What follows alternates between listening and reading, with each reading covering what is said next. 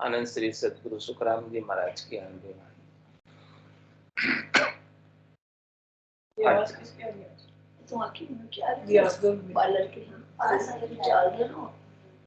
हर जस पदराग आशा 4 चल रहा है। महाराज फरमा रहे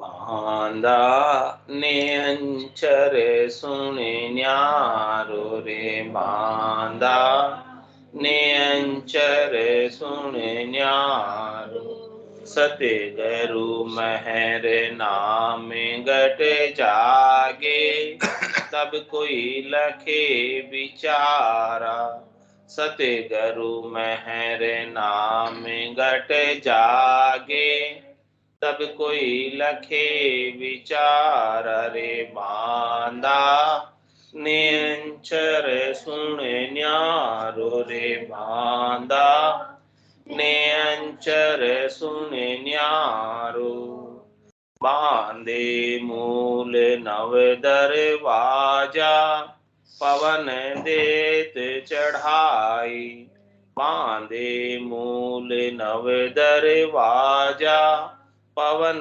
देत चढ़ाई करामात देही पन राखे नामन पावे भाई करामात देही पन राखे नामन पावे भाई बांदा ने अंचर सुन न्यारो रे बांदा ने अंचर सुन न्यारो नेति करे धोतियां कोई आता काढ़ पखाले नेति करे धोतियां कोई आता काढ़ पखाले ने अंचर वो कोई नहीं पावे भावे तप कर जाड़े ने अंचर वो कोई नहीं पावे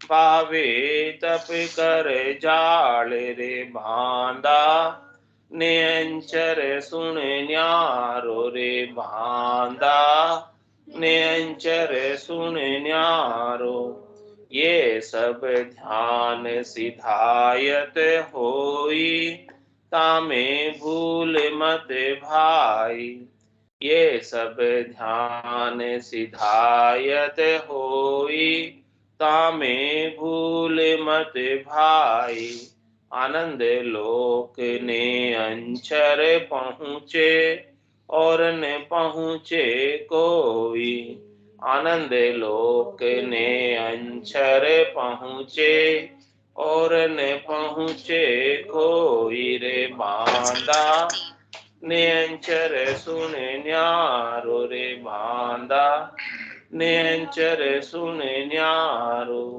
कह सुखी राम सुनो नर नारी ज्ञानी दर्शन सारा कह सुखे राम सुनो नर नारी ज्ञानी दर्शन सारा सतगुरु शरण प्रेम सो जागे वो निजे नाम विचारा सतगुरु शरण प्रेम सो जागे वो निजे नाम विचार रे बांदा नेंचर सुन न्यारो रे बांदा नेंचर सुन न्यारो सतगुरु महर नाम गट जागे तब कोई लखे विचारा सतगुरु महर नाम गट जागे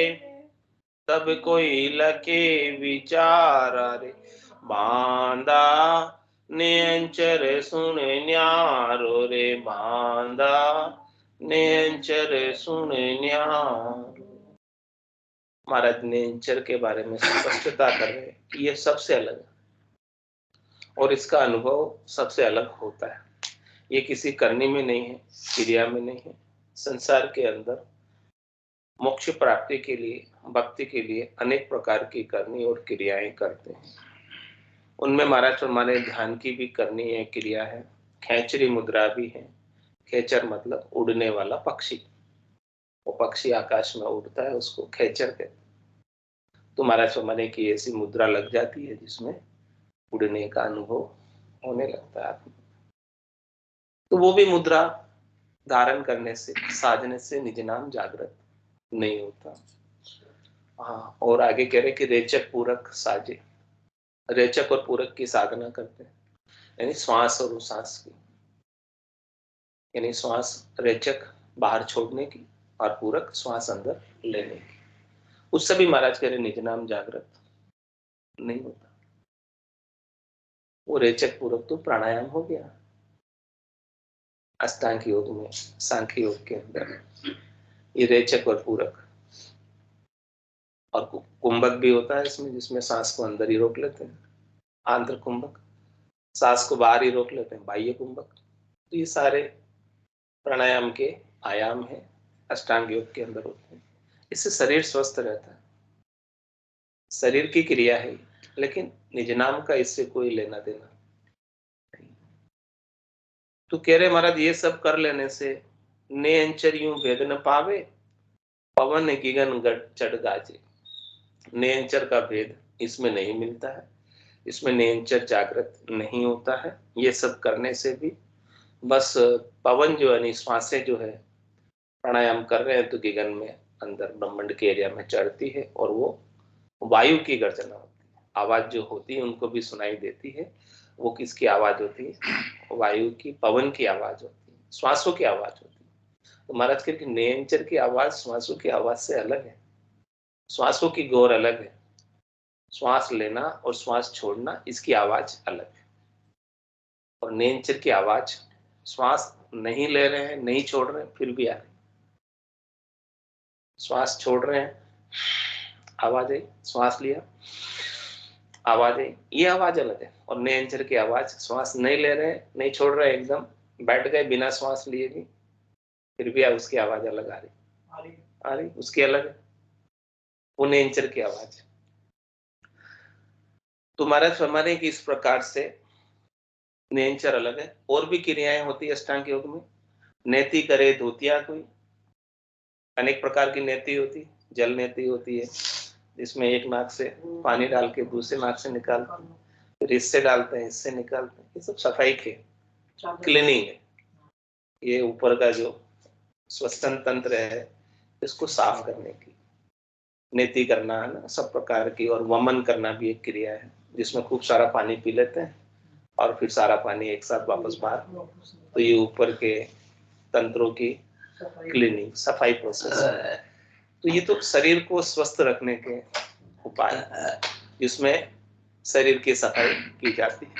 और महाराज कह रहे हैं कि कोई धोती भी करते हैं और आंतों को काट कर पखालते भी, आंतों को अंदर जो आते हैं ना, बड़ी आंत, छोटी आंत, बड़ी आंत, उनको साफ करने का कार्य करते हैं।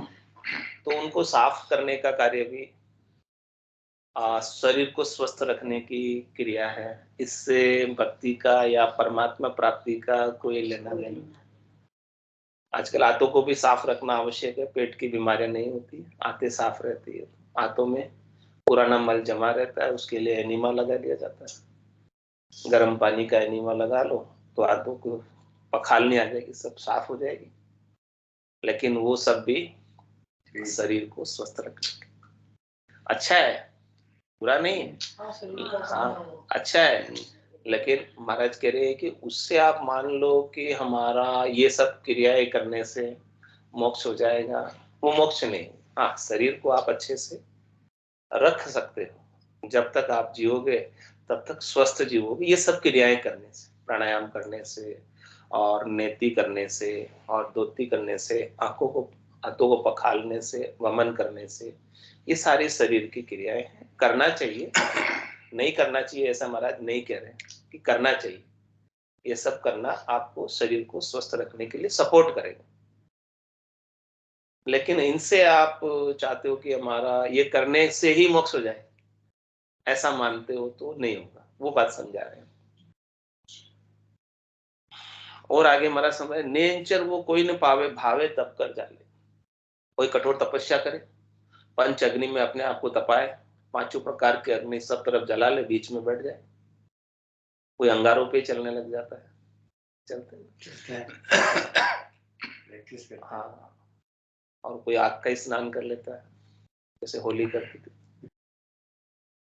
तो ये सब तपस्याएं हैं। तपस्या करते हैं तो उनको ऐसा सिद्धायत आ जाती है, उनको वरदान मिल जाते हैं, तो उनको आग नहीं लगती, पानी जैसी ठंडी लगती, इसलिए तो वो बैठ पाते हैं आग में, पंचाग्नि तापते हैं। तो बाकी किसी को जले तो कैसे कोई बैठ पाए, अंगारों पे कोई कैसे चल पाएगा, उनको अंगारे लगते ही नहीं,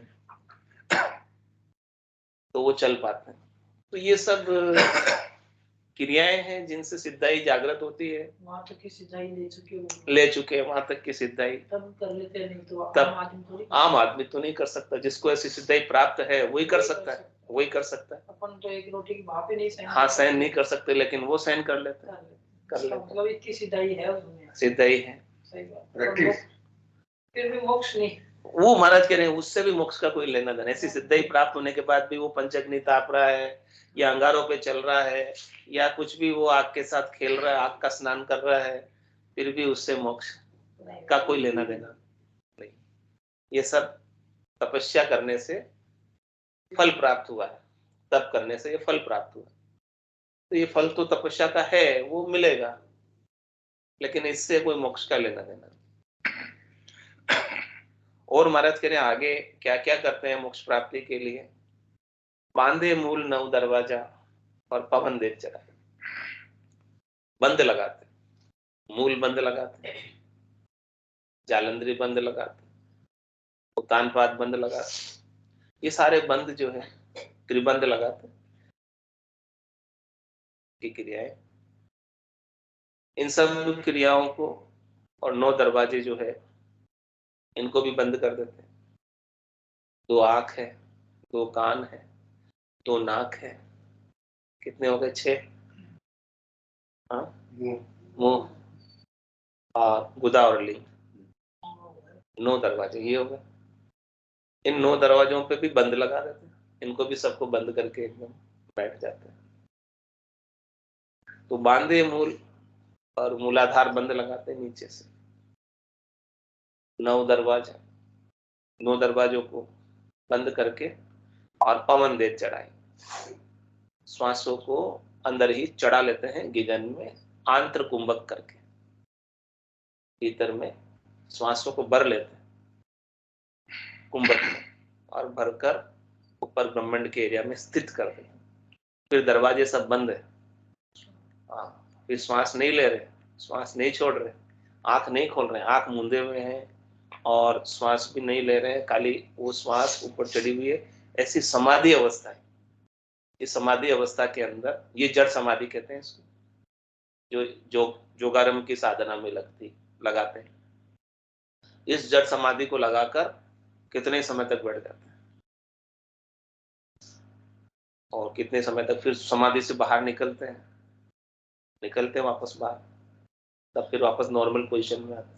बाकी तब तक ऐसे ही बंद करके बैठे रहते हैं सब दरवाजों को, श्वासों को भी चढ़ा के बैठे, श्वास उस समय नहीं ले रहे होते, फिर भी वो जिंदा होते हैं। हाँ, 1 महीने तक रह जाते, जड़ समाधि।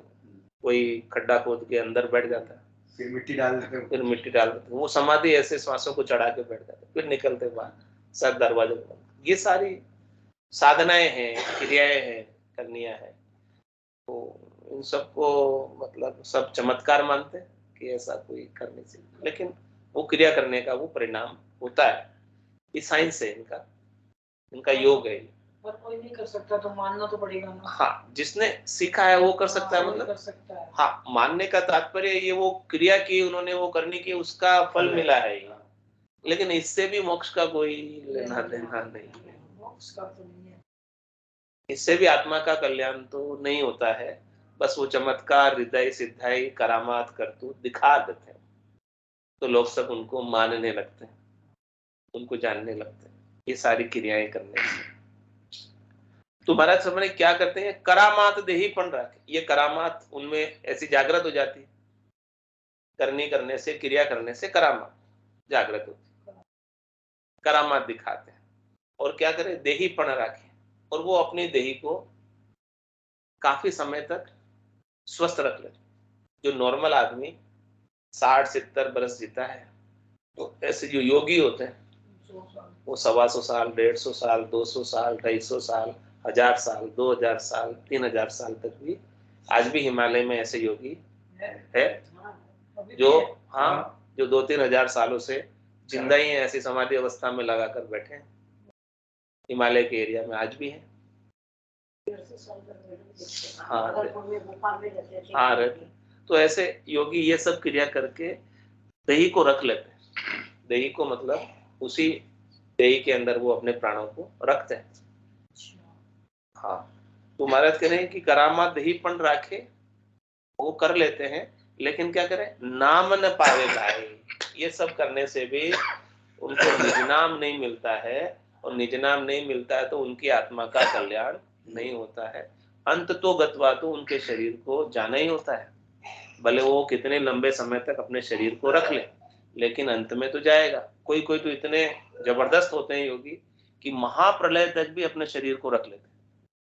सृष्टि पूरी वापस प्रलय के महाप्रलय में लय होती है, तब वो अपने शरीर का उनका लोप होता है। जब तक महाप्रलय नहीं होता है तब तक वो अपने शरीर को इन सब क्रियाओं को करके रखते हैं। इन सब क्रियाओं में ऐसा पराक्रम है पहुंचे कि आप अपने शरीर को इस प्रकार से मेंटेन, स्वस्थ रख सको कि वो लंबे समय तक आपका साथ दे। खाते पीते कुछ नहीं है, कुछ कर समाधि में बैठ गए, अब क्या खा रहे बैठ गए तो एक्टिविटी कम हो गई ना, जरूरत नहीं पड़ेगी, फिर वो तो उसको ज्ञान मुद्रा में चलेगी, कोई मतलब ही नहीं। जड़ समाधि है, लगा के बैठ जाते हैं। जांजुल ऋषि ने लगाई थी समाधि ऐसे, 12 बरस तक वो ऐसे ही अवस्था के अंदर बैठे रहे। हाँ, उनकी जटाएं इतनी बढ़ गई बैठे बैठे कि वो जटाओं के अंदर चिड़ियों ने घोंसले बना दिए। हाँ, उनकी जटाओं में घोंसले बन गए। कोई भी उसको मतलब ही नहीं, वही मिट्टी पड़ रही, कुछ भी हो रहा। हाँ, उनके मिट्टी, सर्दी, गर्मी, बरसात, उनको कुछ फर्क ही नहीं, कुछ भी फर्क नहीं, ऐसी समाधि लगाकर बैठ जाते हैं। तो महाराज ऐसे सब करने से भी आत्मा का मोक्ष है।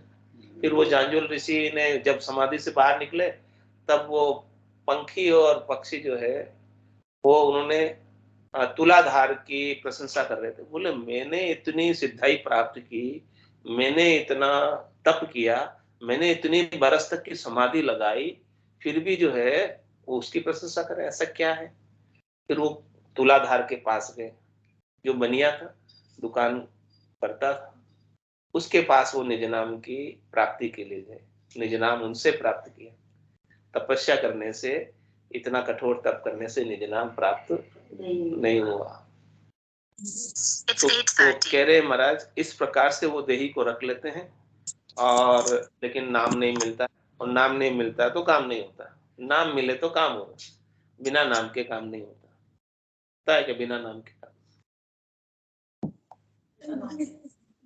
काम कैसे होगा। नाम में भी खास नाम चाहिए, मुख्य नाम चाहिए, निज नाम चाहिए, सत्य नाम चाहिए, कुदरत कला चाहिए, नेचर चाहिए, तब इस आत्मा के कल्याण का काम होता है। वो निज नाम ही आत्मा के कल्याण का काम करता है। इसके बिना दूसरी सब चीजें गौण है, मुख्य नहीं है। मुख्य निज नाम। तो कह रहे महाराज ये सब ध्यान सिदायत हुई, ताम में भूल मत भाई। ये जितने भी ध्यान है वो सब सिदायत है। सिदायत यानी सिद्धियां जो प्राप्त होती है, सिद्ध कर लेते हैं करनी करके, और वो सारी सिद्धायत प्राप्त हो जाती है। तो 84 सिद्ध हुए, उन्होंने सारी ऐसी सिद्धायतें प्राप्त की थी, तो उनको सब याद करते हैं, उनकी सब चमत्कार को नमस्कार करते हैं। लेकिन महाराज कह रहे हैं आप मत भूलना उसमें, आप मत पढ़ना उसमें, आपके लिए नहीं है। क्योंकि आपको जो ज्ञान मिला है सदगुरु का, संतों का, केवली भगवंतों का, उस ज्ञान का आप अनुसरण करो, उस ज्ञान का फॉलो करो। इस चमत्कार के अंदर भूल मत जाना कि मैं उससे मेरा कल्याण हो जाएगा, कि ये इतने चमत्कारी साधु है, चमत्कारी बाबा है, चमत्कारी संत है, मैं इसके पास जाऊंगा, ऐसी वो रिद्धाई सिद्धाई करामात बहिरंग पर्चे करतूत दिखाएंगे, उससे मेरा काम हो जाएगा। नहीं, संसार का तो हो सकता है, शरीर का हो सकता है, 3 लोकों में फल प्राप्ति का हो सकता है, लेकिन महाराज कह रहे हैं फल पावे, पदवी मिले, गर्भ न छूटे। आप अपना गर्भवास छोड़ना चाहते हैं, जन्म मरण से मुक्त होना चाहते हैं, तो वो इनसे नहीं हो, वो होगा केवल और केवल सतगुरु से। सतगुरु ऐसा ज्ञान बख्शिश करेंगे, निज नाम बख्शिश करेंगे, तब जाके काम होगा। सतगुरु बख्शे राम नाम, शिष्य दारे विश्वास, रामचंद्र निज दिन रटे, तो निश्चय हुई प्रकाश। तो ऐसी चीज महाराज हमारे आपको प्राप्त करनी है जिससे आत्मा का कल्याण हो, और इन सब चीजों में उलझना नहीं, पढ़ना नहीं। इसलिए इतनी बात महाराज आपको समझा रहे। हाँ ठीक है, आपको शरीर को स्वस्थ रखना है तो ये सब करो, उसकी मनाही भी नहीं कर रहे। कह रहे कै सुखराम देही के ताई, करो सकल विद कारण नाही, लेकिन मोक्ष काज विद एक नहीं चाहिए। ये सारी मोक्ष के लिए नहीं है, मोक्ष काज विद एक नहीं चाहिए, सतगुरु शरण प्रीत कर रहे हैं। सब शरीर की क्रिया है, शरीर के लिए आपको उपयोगी लगती है तो करो, उसकी मनाही तो नहीं है। लेकिन इससे ये मत मान लेना कि आपका मोक्ष हो जाएगा ये सब करने से। मोक्ष तो सदगुरु शरण प्रीत करे, सदगुरु के ज्ञान की शरण लो, उससे प्रीत लगा लो, उससे आपका काम बनेगा, उसके बिना बनने वाला नहीं है। तो ये सब ध्यान सिधायत हुई, तामे भूल मत भाई, आनंद लोक नेंचर पहुंचे और न पहुंचे। क्या कह रहे, आनंद लोक कौन पहुंचता है? आनंद लोक में जाना है, आनंद पद में जाना है, केवल पद में जाना, संतों के देश में, रामजनों के देश में जाना है। तो वहां कौन पहुंचेगा? आनंद लोक नेंचर पहुंचे, नेंचर ही पहुंचता है। ये आता भी वहीं से है, अगम देश से, जाता भी वही, जहां से आता है वहीं जाता है, और आत्मा को साथ लेकर जाता है। जो आत्मा इसका संग करके वहां साथ चली गई वो वापस नहीं आती।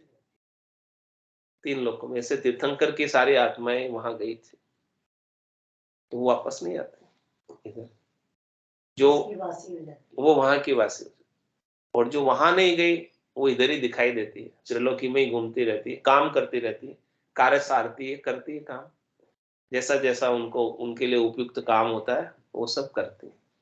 तो इधर कोई काम कर रही है आत्मा, कार्य सार रही है, इसका मतलब वो अभी इधर ही है, तभी उनसे कार्य होता है।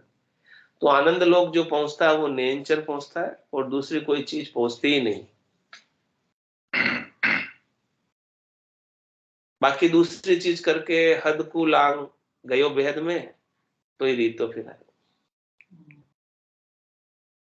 कोई हद को लांग लेता है, हद कहते माया को, माता के देश को, उससे उसको जीत लेता है, ज्यादा से ज्यादा कहाँ जाएगा? हद को लांग कर बेहद में जाएगा। हद के बाद बेहद है, और बेहद के बाद अगम है। तो अगम देश में जाने के लिए नेंचर चाहिए। हद और बेहद में तो माया और ब्रह्म का ही, कुल का ही पसारा है, कुल में ही रहते हैं, 3 लोकों में ही रहते हैं, चौथे लोक में नहीं जाते। तो हद को लांग गयो बेहद में, तो ही रीतो फिर आए, वहां से भी उसे रीता रिटर्न वापस आना पड़ता है। उसके कोई चीज हाथ लगती नहीं है, वो वहां भी चला भी गया बेहद में, ब्रह्म के देश में, पिता के देश में, तो पहले आया था पिता के देश से। तो जब पहले आया था पिता के देश से, तो अब क्यों नहीं आएगा? कुल में रहेगा तो जाना आना तो पड़ेगा, परिवार का सारा कार्य भी करना पड़ेगा। और तो बैरागी हो गया तो फिर परिवार का कार्य करने की आवश्यकता नहीं रहेगी ना। सारा लेना देना भी बैरागी होने के बाद कोई मांगेगा? कोई बैरागी हो जाए, साधु हो जाए, बाबाजी हो जाए, फिर उसके लेने देने थे पैसे, मांगेगा कोई? नहीं मांगेगा। ऐसे ही महाराज हमारे कोई आत्मा गुरुपद देश की वासी हो जाए, बैरागी हो गई आत्मा, आत्मा से, शरीर से बैराग लिया वो, उसमें भी नहीं मांगते, तो आत्मा से बैराग ले लिया तो फिर उसके सारे धर्म राय लेखन धर्मेली और पाप पुण्य खत फाड़े, उसके जितने भी लेने देने थे पाप और पुण्य के, सब नक्की चक्की। अब बैरागी हो गए, अब क्या मांगेंगे? अब क्या लेंगे इनसे? क्या क्या देंगे? क्या भुगतान कराएंगे? क्या करेंगे? कुछ नहीं कर सकते। तो उसके एरिया से बाहर हो जाता है, किसके? धर्म राय के। न्यायाधीश के एरिया से, जुरिडिक्शन से, क्षेत्राधिकार से बाहर हो जाता, उनके ऊपर फिर वो न्यायालय काम नहीं करता, फिर वो परमात्मा के देश के वासी हो गए। तो परमात्मा तो न्यायाधीश से भी ऊपर है। तो फिर न्यायाधीश का जोर, धर्मराय का जोर उनके ऊपर नहीं लगता। जब तक त्रिलोकी में रह रहे हैं, यहाँ की करनी क्रियाएं कर रहे हैं, तब तक धर्मराय सब प्रकार का भुगतान कराता है। हंस हंस किया न छूटे रोया, किया कबाड़ा हाथा, घड़ी घड़ी दमदम का लेखा, चित्रगुप्त का खाता। और चित्रगुप्त कैसे मार देता है, देवी मार जताए जताए, कियोड़ा करम क्यों भूलियो। आपको बताओ तुम्हारो कौन से, कहे जम सुनावे। तो जब तक त्रिलोकी में रहेंगे आत्मा बैरागी नहीं होगी। आत्मा बैरागी किससे होगी? निज नाम से। राग से रहित कौन करेगा? निज नाम करेगा। द्वेष से रहित कौन करेगा? निज नाम करेगा। सत्य वस्त्र है ये आत्मा के, अभी दूसरे वस्त्र पहने हुए इस आत्मा ने, स्थूल शरीर के वस्त्र पहने हुए, सूक्ष्म शरीर के वस्त्र पहने हुए, कारण शरीर के पहने हुए, महाकारण शरीर के पहने हुए। ये सारे शरीरों के वस्त्र, ये सब नाशवंत है, ये सब वस्त्र पहने हुए। लेकिन जब निज नाम के सत्वस्त्र धारण कर लेती और सज्जल से स्नान करके बैरागी हो जाती आत्मा, तब जाके न्यायाधीश के, धर्मराय के क्षेत्राधिकार से बाहर होती। और उसके क्षेत्राधिकार से बाहर हो गई तो फिर उसका जोर उसके ऊपर नहीं चले। जैसे भारत का सर्वोच्च न्यायालय है, सुप्रीम कोर्ट, तो उसका जोर कहाँ तक चलता है? जो भारत की सीमा में, जो भारत की सीमा को छोड़कर दूसरे देश चला गया, उसका सुप्रीम कोर्ट का जोर वहां चलेगा? नहीं चलेगा। तो जिस देश में गया उसकी कोर्ट का चलेगा, उसके कोर्ट का चलेगा। तो यहाँ त्रिलोकी में धर्मराय का कोर्ट है, वो न्यायाधीश, तो उसका क्षेत्राधिकार है, तो सब कुछ उसी का आदेश चलता है यहाँ पर। जब इस एरिया को ही आपने, इस देश को, 3 लोगों के देश को ही छोड़ दिया और चौथे देश के वासी हो गए, तो फिर यहाँ के क्षेत्राधिकार से, यहाँ के लेने देने से तो कोई काम ही नहीं रहेगा। अधिकार, उनके अधिकार क्षेत्र से ही बाहर हो गए, मतलब ही नहीं रहा। जो थे वो भी नल एंड वॉइड हो गए, समाप्त हो गए। यानी वो उनके ऊपर असर अब नहीं करेंगे क्योंकि वो इनके क्षेत्राधिकार से बाहर निकल गए। हाँ, यदि वहां से वापस आए तो फिर काम आवे यहाँ पे, लेकिन अब आने की रीत तो नहीं है। वहां कोई चला गया, एक बार कोई उस देश में चला गया तो फिर वापस नहीं आता, रीति नहीं आने की, बस वो आनंद में समाया रहता। तो कह रहे आनंद लोक नेंचर पहुंचे और न पहुंचे कोई, और कोई दूसरी चीज पहुंच नहीं सकती है। और बाकी ने आनंद लोक में जाने के लिए जीव ब्रह्म ही चाहिए, और जीव ब्रह्म में भी मनुष्य शरीर चाहिए। मनुष्य शरीर के अंदर भी सतगुरु मिलने चाहिए, सतगुरु का ज्ञान मिलना चाहिए। ये सारे रिक्वायरमेंट है। भरत खंड में जन्म हो, कलयुग के अंदर जन्म हो, वो सब रिक्वायरमेंट अभी अपने को मिली हुई है, पूरी हो रही है। तो अपन चाहे तो आनंद लोक में जा सकते हैं। चल हंसा उनके कह सुखराम सुनो नर नारी, ज्ञानी दर्शन सारा, सदगुरु शरण प्रेम सु जागे वो निज नाम विचार। क्या कह रहे हैं महाराज? सबको कह रहे हैं, ज्ञानियों को, खट दर्शनियों को, सामान्य नर नारियों को। क्या कह रहे हैं? सदगुरु शरण प्रेम सु जागे, सदगुरु के शरण लेने से और प्रेम के साथ सुमरण करने से, जो सदगुरु भेद बताए, भेद के सहित ज्ञान घट आता है, उससे ये जागृत होता है। इसके अंदर कोई दबाव का या किसी कष्ट सहने का कोई काम नहीं। प्रेम सु जागे, क्या करेंगे? प्रेम से जागृत होता है। न कोई इसमें करनी है, न कोई क्रिया है, बस प्रेम चाहिए। आपका प्रेम भारी है सदगुरु के ज्ञान के प्रति, तो सदगुरु का प्रेम भी आपको मिल जाएगा और निज नाम जागृत हो जाएगा। तो सदगुरु शरण प्रेम सु जागे वो निज नाम विचार, वो है महाराज कह रहे निज नाम। इसमें कोई करनी नहीं, क्रिया नहीं है, और आप अपना निजमन ले जाकर सोचो, सदगुरु का निजमन रीत जाए और वो निज नाम जागृत हो जाए। हे भूप निज नाम मुख माय नहीं आवे, ज्ञान गम सो जा गत नाय पावे, तत्व रूपी गुरु की दिल मेर भाई, निज नाम जागे शिस्तन माई। तो महाराज कह रहे हैं आनंद लोक जाना है तो ऐसे देश की प्राप्ति करनी, उस देश का कैसा लील विलास है वो महाराज बता रहे हैं। चल हंसा उन देश संबंध जहाँ मोती है, चल हंसा उन देश संबंध जहाँ मोती है, ऐसा देश है अजब निराला, बिन शशि भान होत उजियाला, ऐसा देश है अजब निराला, बिन शशि भान होते उजियाला, नहीं काल की चोट जिला में ज्योति है, नहीं काल की चोट जिला में ज्योति है, चल हंसा उन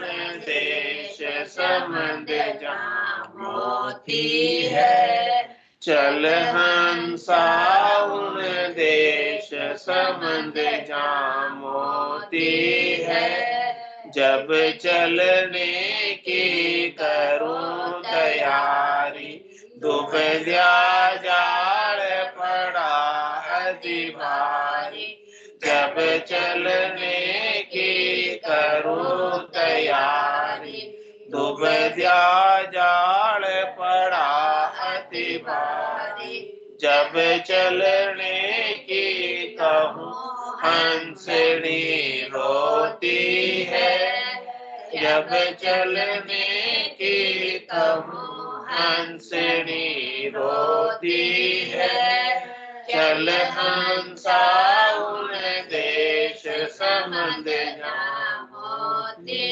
है, चल हंसा उन देश संबंध जहाँ मोती है, चाल पड़ी दुबल्या सब छूटी, पिछली गेल कुटुंब की छूटी, चाल पड़ी दुबल्या सब छूटी, पिछली गेल कुटुंब की छूटी, मन में किया विचार पांच जन सूती है, मन में किया विचार पांच जन सूती है, चल हंसा उन देश संबंध जहाँ मोती है, चल हंसा उन देश संबंध जहाँ मोती है, जाय किया सागर पर वासा, फेर नहीं आवण की आशा, जाय किया सागर पर वासा, फेर नहीं आवण की आशा, कहत कबीर विचार मौत सिर झुकती है, कहत कबीर विचार मौत सिर झुकती है, चल हंसा उन देश संबंध जहाँ मोती है, चल हंसा उन देश संबंध जहाँ मोती है। बोलो राम सद्गुरु देव जी महाराज ने दिन्य हो परम दयाल सद्गुरु सुखराम जी महाराज ने दिन्य हो अनंत श्री सद्गुरु सुखराम जी महाराज के ज्ञान स्वरूप भगवान ने दिन्य हो केवली भगवंता ने दिन्य हो जीवा कारण जात ने दिन्य हो मोक्ष के मार्गा ने दिन्य हो अनंत कोटि संतान दिन्य हो राम सभा में राम सा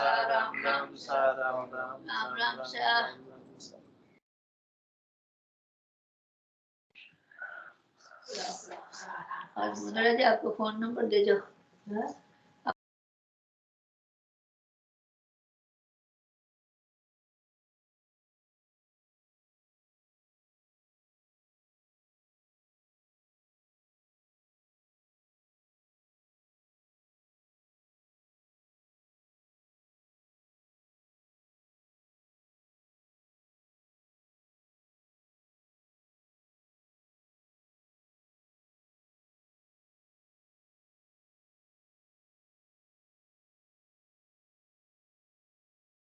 आवाज नहीं आ रही है।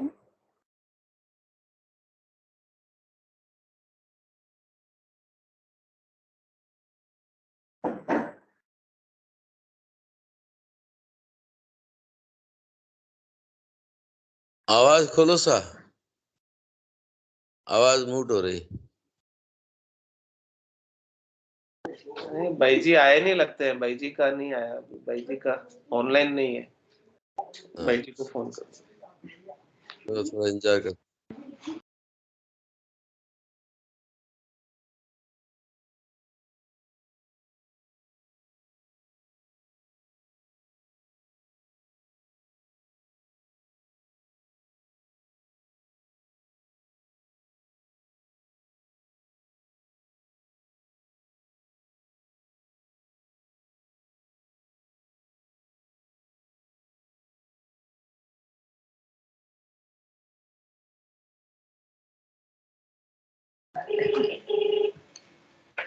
राम राम सा, राम राम सा, राम राम सा।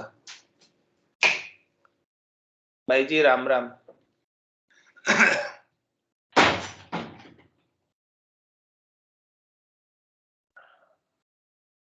आपका माइक म्यूट है भाई जी, माइक खोल लीजिए। आपका माइक म्यूट आ रहा है, माइक खोल लीजिए। खुल गया। हाँ अभी खुल गया। राम राम सा। हाँ राम राम सा आवाज आ रही है। राम राम राम राम राम सा राम राम सत्संग राम राम राम सत्संग नाम